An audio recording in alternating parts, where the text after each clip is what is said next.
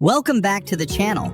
In today's detailed video, we're going to walk through one of the most crucial procedures in air conditioning service, vacuuming an AC system using a manifold gauge. Whether you're installing a brand new unit, replacing major components like a compressor or evaporator, or fixing a refrigerant leak, this step is absolutely essential to ensure long-term performance and prevent serious system damage. Let's dive into everything you need to know. Vacuum the system under the following conditions. Installing a new air conditioning unit. Replacing major parts like the compressor, evaporator coil, or condenser. After a refrigerant leak repair when the system has been exposed to the atmosphere. Make sure you have these tools ready. Manifold gauge set, vacuum pump, micron gauge used for precise vacuum measurement, protective equipment like gloves and safety glasses.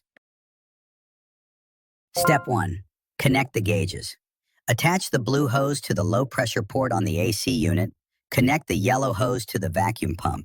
If using a micron gauge, connect it via a T-fitting or dedicated port. Ensure all connections are sealed tightly to avoid leaks. Step 2. Perform a leak test. Before starting the vacuum, check the system for leaks. Pressurize the system with dry nitrogen and use soap bubbles or an electronic leak detector on all fittings and joints. Step 3. Start the vacuuming process. Open the low side valve on the manifold gauge. Power on the vacuum pump. Let it run continuously for 15 to 30 minutes, depending on system size. Observe the gauge. Pressure should drop to negative 30 inches of mercury. Use the micron gauge to ensure vacuum reaches 500 microns or less. Step 4. Monitor the micron gauge. Keep monitoring the micron level. If the gauge stalls or rises, moisture or a leak is still present, continue vacuuming until you hit your target vacuum depth. Step 5. Perform a holding test. Once the desired vacuum is achieved, turn off the vacuum pump. Wait 10 to 15 minutes. If the reading remains stable, the system is sealed. If it rises, recheck all components for leaks or moisture. Step 6. Disconnect and prepare for charging. Close all valves and carefully remove the hoses. Use caps to prevent air from entering.